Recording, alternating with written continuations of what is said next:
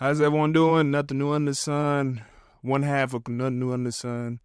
James, I am your host for this episode on this very beautiful Saturday night, 7 o'clock at night right now. This is a I love this time of the year. This is I always say free agency part two, where it's not big names being moved, but it's notable players that we all kind of know. Usually 24 to 28-year-old players are getting moved around for 22, 23-year-old players that just came to the league and having strong preseason training camps, and now teams are trying to sell them all to another team and get more draft picks to better their team for the next coming year. But yeah, I love this time of the year. I love this time of the year. One thing I hate about this time of the year, everyone's been yapping and yapping and yapping about everything and every little thing that I really get tired of talking about. You know, like right now, we're at the cusp of NFL season. We're like less than 2 weeks away from game one, Thursday. Like, we are this close. Like, once the season starts, everyone can stop projecting and stop guessing, and we can finally get some real results and real notable games, key games, division games. Like, we can really go out here and say, did your team really have a good offseason, or did they just really stay the same, just get different names? You know. So if you don't know, I am a Cincinnati Bengals fan. I really hope that we picked up and did everything right in this offseason. Even though right now we're still trying to get Trey Henderson to sign, I have no real big doubt about this. This is like an every year thing for me. Every season we go from Joe Burrow injury to Jamar Chase won money to what COVID season where we didn't know who we was picking. We had two on the option, Joe Burrow, Andy Dalton just left. Like, Cincinnati for the last 5 years, I don't know how to have a good training camp. I don't know how to have a good off season. It's always something. It's never just draft, no contracts, training camp, no big injuries, and let's go to week one. And without losing game one also and having a slow start. So I'm hoping that this year we can start 1-0 and hopefully take the road to the playoffs and to the road to the Lombardi, and finally have one in Cincinnati that I can finally probably go to the parade for. That would be probably one of my biggest, lists before I die, is at least see Cincinnati Bengals win one Super Bowl and go to the parade, because I would generally love that. But let me get to the first little topic I have for you. College football is literally less than 1 week away. I know we had a game today, but it wasn't one of the ranked teams that played, one of the big schools.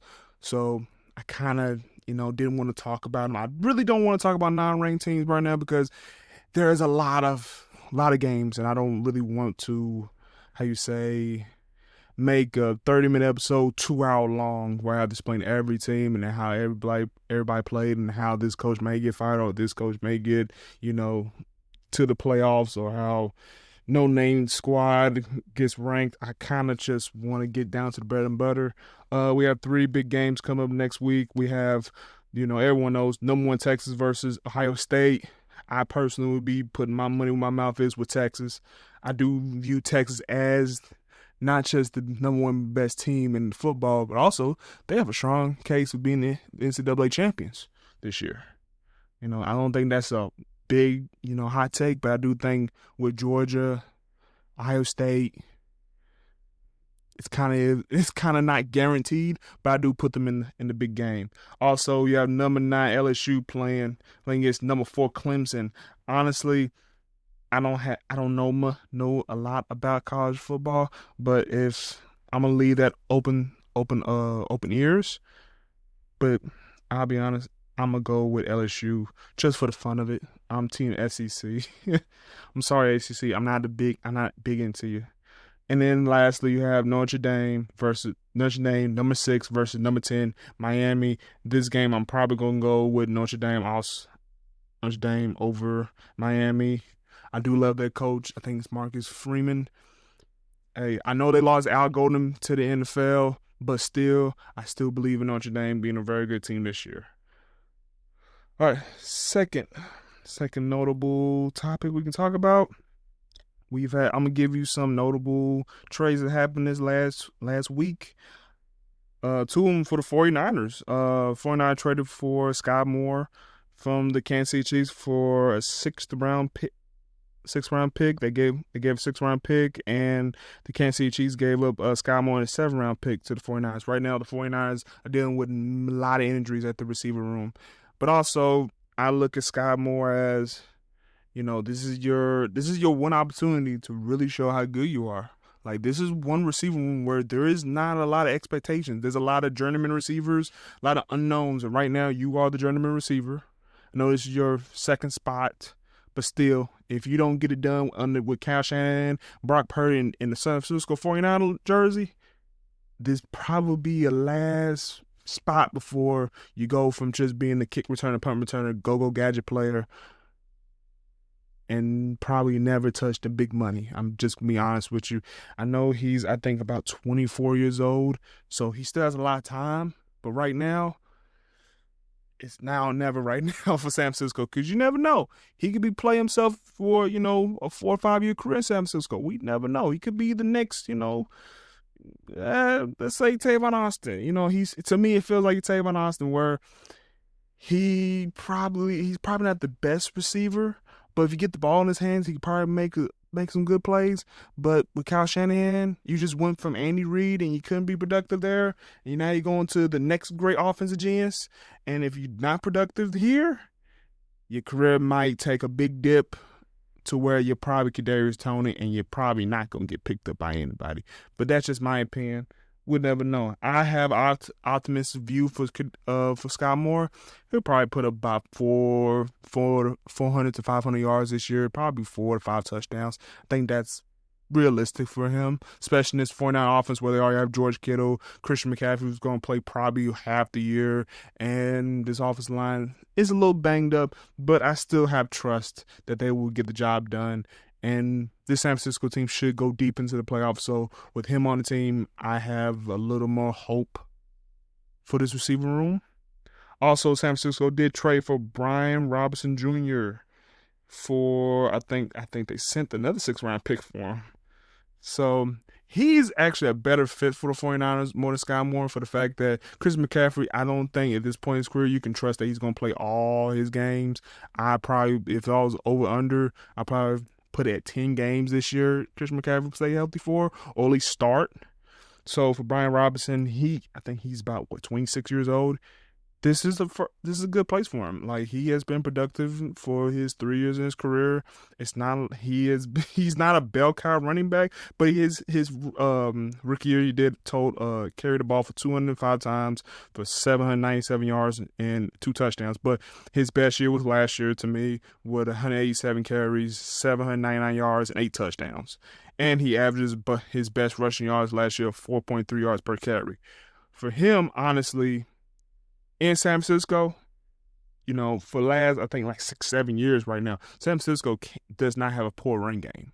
They have produced a lot of good running backs in their system. Now, I'm not saying that the guys that they have let go or traded have produced anywhere else, but in their jersey, with their blocking scheme, with whoever they have quarterback, they produce. They produce very good, to the point where, and Kyle Shanahan I trust, and I believe in any running back that comes behind the San Francisco zone scheme, outside zone scheme. I'm gonna go with the last notable player, John Minchey, from the Houston Texans to the Philadelphia Eagles, the defending champions Philadelphia Eagles. This was a good move for the Philadelphia Eagles. Like, it wasn't a very notable move where I'm just moving the needle as like, oh wow, they're gonna win the Super Bowl. Really not, because they have John Minchey. I put this as a great depth piece for late in the season, because Philadelphia for the last couple years, just like Kansas City, they've been deep into the playoffs, and now you can't really trust that everybody's gonna stay healthy for 17 games. So add another available receiver keeps you going further and further without having to sit back and have to make another big trade before the trade deadline, and having to trade, let's say, a third, 4th-round pick just to get a receiver mid-year that you don't even know if you're going to retain or can afford. So this was I'd say a B move. I rank both the 49er moves. I say a B move with potential being A. If Brian Robinson gets 1,000 yards and they can retain him, it's great moves. Honestly, but also too with these trade moves, it also tells the story of the teams they came from. The Chiefs not really needing Sky Moore. I think this move was more of a, if we couldn't trade you, he would probably been cut. And with San Francisco being very desperate, they gave up something just to go get him. For Brian Robinson, I think we've all seen, if you watch the preseason game for the Washington Commanders, they have a whole loaded roster of running backs. So for him making a lot more money and not, he has a little, how you say this the right way? He's had a lot of carries on his back. All these young guys they have right now don't have a lot of carries, and they don't make a lot of money. So I think they have a young running back, number 32. Can't say his name. They really high on, so they're probably gonna give 32 a good run for his money being the star this year under this Washington offense with Jalen Daniels commanding it. So, hey. All love for Brian Robinson. He didn't get traded because he was bad. He got traded because they see something they want to try out this year. And for John Mechie, I've heard that, the Houston Texans have multiple receivers that they probably like from the draft this year. Notably, I think, was it Jalen Higgins? And I think another one, Stanford receiver, number 13. I think they like both of those receivers. So for them letting go of John Mechie wasn't a big loss. It was more of a better opportunity for these guys to grow and to play with C.J. Stroud, and I think C.J. Stroud and the Houston Texans will be a very good contender in the AFC. They have a very easy, division right now to dominate through right now. So I put them as a very, very dangerous team. Also, I know the big story was Anthony Richardson got benched for Daniel Jones. Daniel Jones is QB1. I'm not upset about this. If you really think for the head coach, the Colts have to start winning games. The Colts cannot afford to have another 4-game winning season, and no one can afford it. Right now, the head coach can't afford it. He may get fired if they do it again. What the biggest issue with Anthony Richardson is he's only played 15 games in 2 years, so he has a bad injury bug, and also, we all knew, from even the casual fans to the hardcore media people, knew that he needed snaps and he needed games to get better. This is the same, almost similar situation to Trey Lance in San Francisco, where it's not that he's bad. We just knew that he needed more time, and forcing him to get to play and to think that he's going to be, Tom Brady out the gate was kind of ignorant. You kind of want. I think the problem a lot of people right now in this society is we have a very microwave process where we want to, get something, wait a little bit of time, and have the greatness. Where a lot of things great take a long time to flourish. It takes a couple years probably. And for Anthony Richardson, he's 23 years old. I want you to put this in your mindset. Cam Ward is 20, I think, going on 24. Shedeur is 23. Richardson's been in the league for 2 years, and he's only 23 years old right now. Born in 2002. Trey Lance is right now 25. So it shows you that, especially with, guys like Sam Darnold, Baker Mayfield, even Geno Smith, a quarterback's life is not over until they say it's over.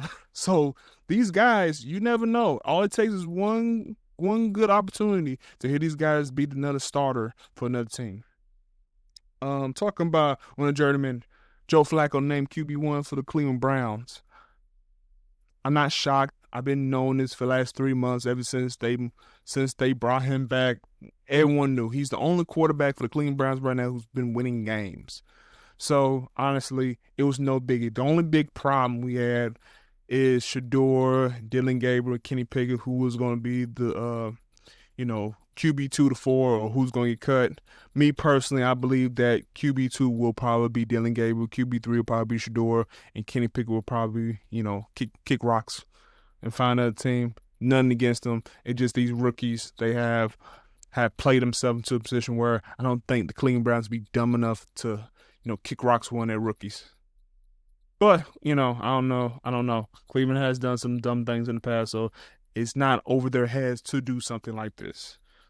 So let me get into the meat and potatoes. I'm going to go over the NFL schedule, give you who I believe will win week 1. And I'm going to tell you this honestly, I will put my money where my mouth is. I will be putting my own sports bets on these teams. So if I tell you they win, That's who I'm betting on. Also, to keep, me out of legal issues, I'm telling who I'm betting on. I'm not telling you who you should bet on. I'm just giving you my ideas and what I'm going to do with my money and what I believe in. So, let me pull up the NFL schedule for week 1. Give me 1 second. So week 1, we have Dallas at Philadelphia. Honestly, I'm gonna go Philadelphia with probably 7-point victory. Let me say, since it's week 1 division game, I'm gonna go 28-20. Philadelphia beats them in the last 5 minutes game. Probably Dallas is struggling. Probably Dak Prescott probably those interceptions to lose the game. Nothing new. on a Thursday night. So yeah, I'm going Philadelphia. The Friday night game of KC versus the Chargers. I know this is a bad thing to say, but it is week 1. I'm going to go with the LA Chargers in a very close game. I'm going to give it 27-24 in LA. Chargers get a late game victory, late game field goal over the Kansas City Chiefs. This is, again, I'm going to say this one time. It is just week 1. This is not, forever. If your team loses week 1, you're not bad. If your team wins week 1, you're not going to the Super Bowl. It's just week 1. So take these, guesses as just what is guesses. Tampa Bay versus the Atlanta Falcons. I do think these two teams in the NFC South will be competing all year to see who will take the NFC title crown and make the playoffs. So this is a preview. I'm going to go Tampa Bay over the Atlanta Falcons. I'm probably going to go 30-17. Tampa Bay, I think Baker Mayfield comes out hot with probably 3 touchdowns, and he probably curve stomps Atlanta in the first game. Cincinnati, Cleveland Browns. Knowing me as a Cincinnati fan, I'm going to go with Cincinnati week 1, getting a victory for the first time in, 2 years. I'm going to go with 28-14. I think, the Browns will probably score 2 touchdowns between the second quarter and third quarter, but I think Cincinnati offensively will score a touchdown each quarter and keep the foot on Cleveland's necks and make sure that finally let the NFL world know Cincinnati can start early, fast, and not wait until mid-year to figure things out. Miami at the Colts. I really do. This is one of those games where it's just weird. I have no real answer to who's going to win this game. But if I had to say a safe bet, I would go with Miami. Miami pulling it off. I'm going to go with 21-17 Indianapolis. Tua probably gets 1 touchdown rushing.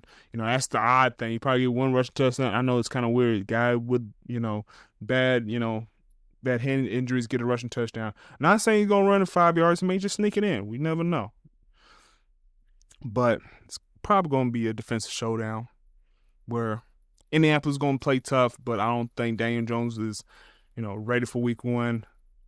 And also, the Miami Dolphins may come out here running this football very heavy. I know they have the running back I loved out of college, Ollie Gordon. I'm very high on him, even though he went low.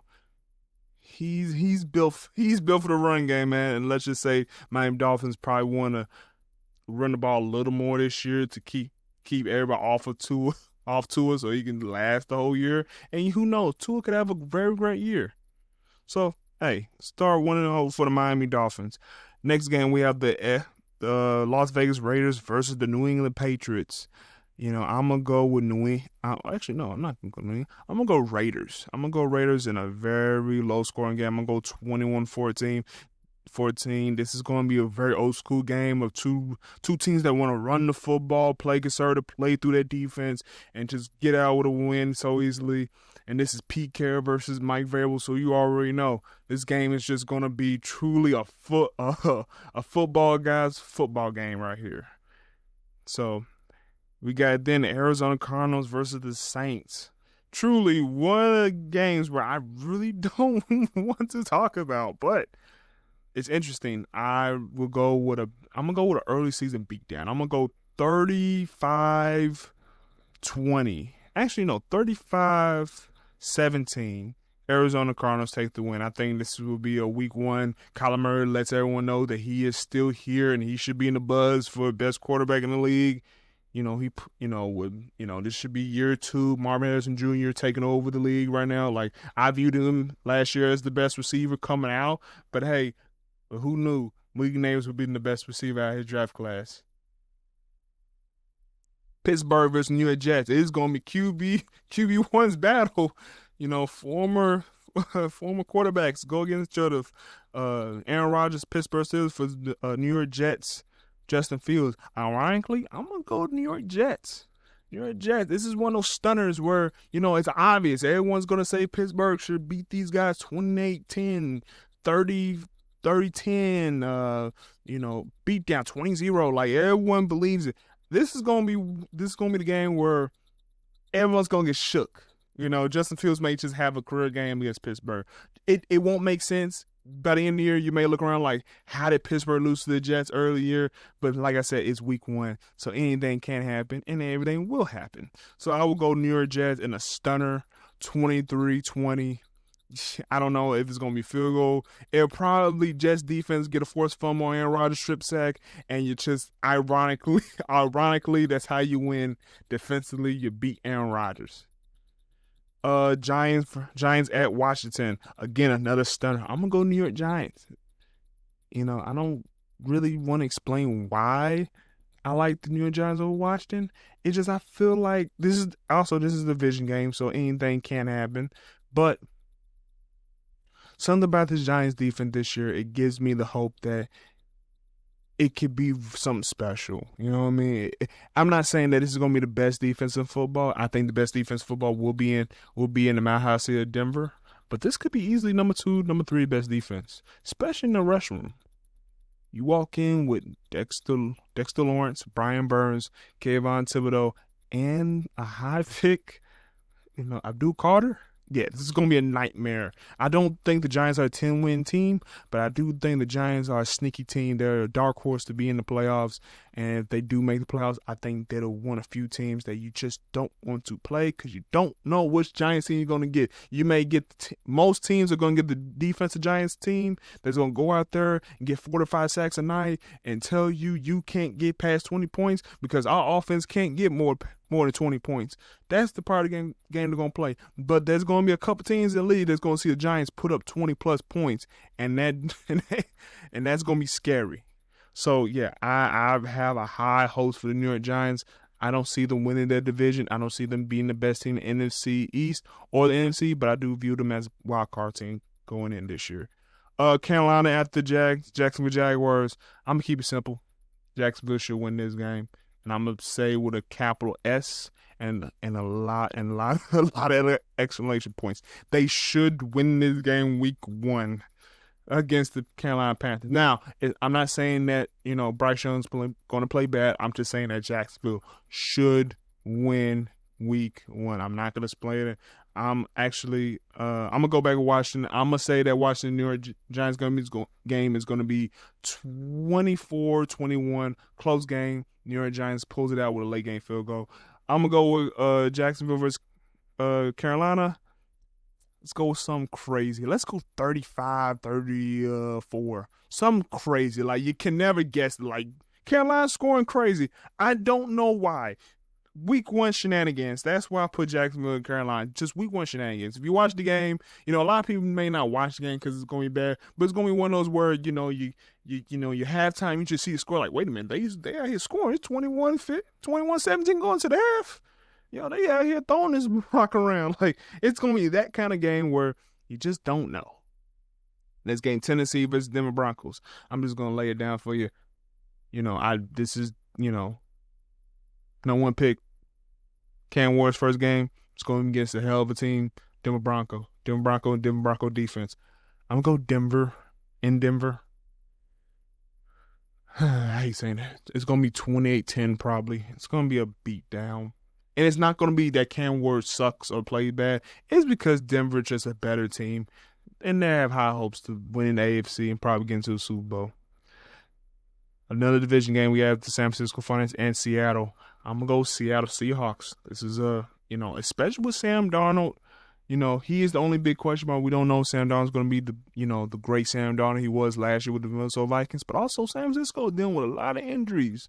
So, this is one of those games where if you're a Seattle fan or the Seattle Seahawks in general, you want to steal a game early with San Francisco because there's no guarantee that you're going to get if you have to play a healthy San Francisco team with Brandon Ayuk, Ricky Pearsall, Christian McCaffrey, there's no guarantee you're going to easily get this W. So I would put Seattle game one. I'm going to say 20. Seattle takes it fourth quarter. And, 12th man gets riled up in Seattle, and it's going to be a tough game for Brock Purdy. Not saying Brock Purdy will be a bad quarterback. It's just going to be a tough game to win. Got Detroit at Green Bay. This is a toss-up game to me. You could do it either way you want to.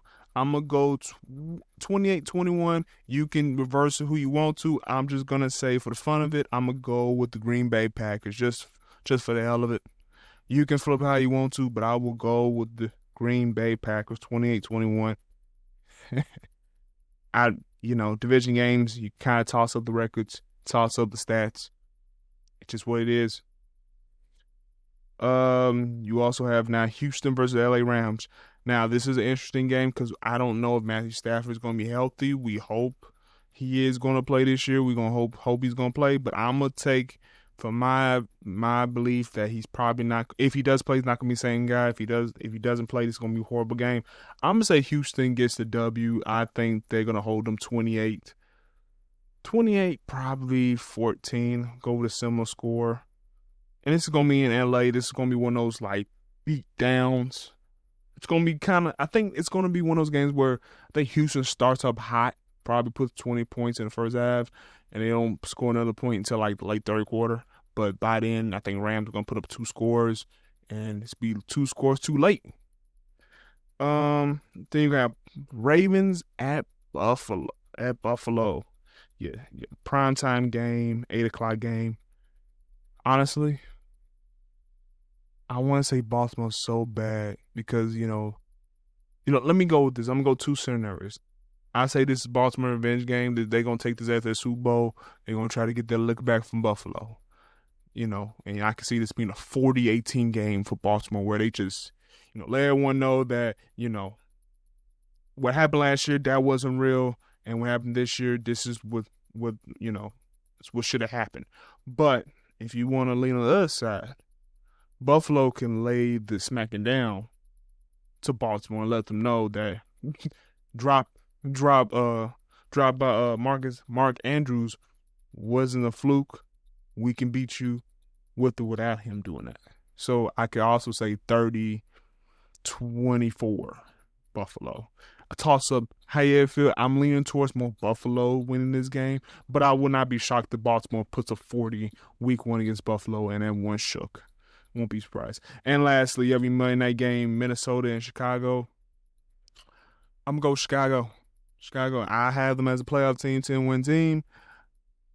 We don't know about J.J. McCarthy. We don't know. It's week 1. A lot of pressure for the second-year quarterback, second-year second caller.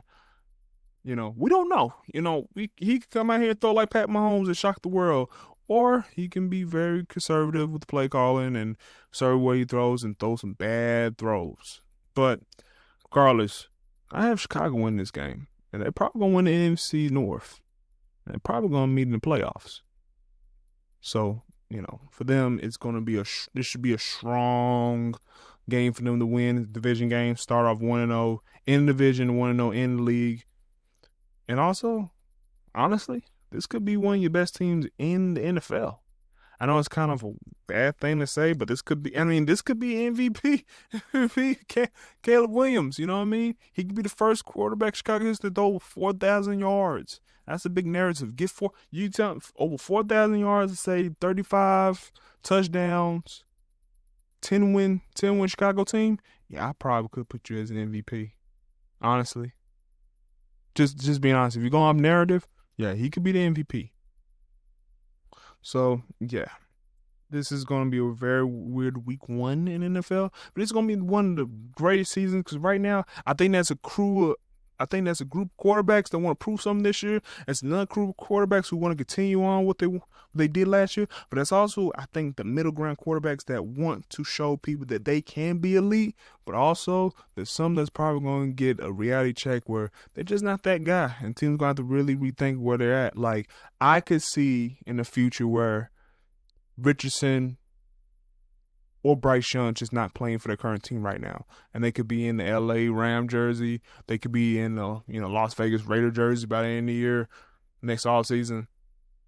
Shoot, they can be in a Saints jersey. Anything can happen in the NFL. It's nothing really new under the sun. I've been a little nervous, can't tell. I'm not used to doing stuff like this by myself. So hope, bear with me with this. I'm very nervous, very stuttery. I might have said a couple things repeated a lot. Can't really get my words out clearly, but hey, this is a venture that I really have a passion in, and I hope everyone will stay with me through this whole thing, see my growth. Um, I hope to do this more often, at least 3 or 4 times a week, and hopefully we can grow. Hopefully we can, move on to one day doing video and one day, live streaming and taking real questions off of whatever wants to do. Well, let me say that. I hope one day to be live streaming and answering questions, with you and not having to sit here on my computer and do the research and then come to you 2 weeks later with an answer. I want people to get my live, reaction. And also, I wish everyone could see my notebook. My notebook is full of a lot of notes. It's like I'm in college. I put more time in that notebook here than I did, trying to figure out my, math equations back in college. It's kind of showing my dedication right now, and I hope to expand, probably get more members or just gain more confidence and do this more often. So, I love NFL. I love this sport. I hope to I'm trying to do the transition from a fan to, how you say it, not an expert, to let's say student of the game, to one day be an expert, to where anything I say, I'm not saying because I can feel it or I'm using my feelings. I'm telling you how I feel based off of what I've seen, what I've heard, and the facts that I can prove. The one of the episodes I posted was Jalen Hurts top 5. That's something I believe in. I gave him my facts, gave him my reasons, and if you don't believe it, that's your opinion. But with all the facts I can prove, it's kind of hard not to believe he's one of the best quarterbacks in the game. But let me end this episode with a thank you, and hope you like and subscribe. And hopefully, next episode will come. Hopefully, next 3-4 days. I don't want to wait another week or two. Hopefully, I get the next one out. And I love you a lot. Peace.